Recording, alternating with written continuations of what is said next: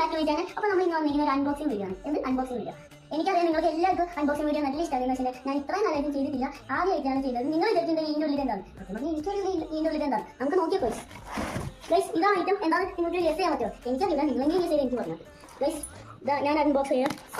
Okay, ഇതാ ഞാൻ ഈ സാധനം പൊളിക്കാട്ടോ ഗൈസ്.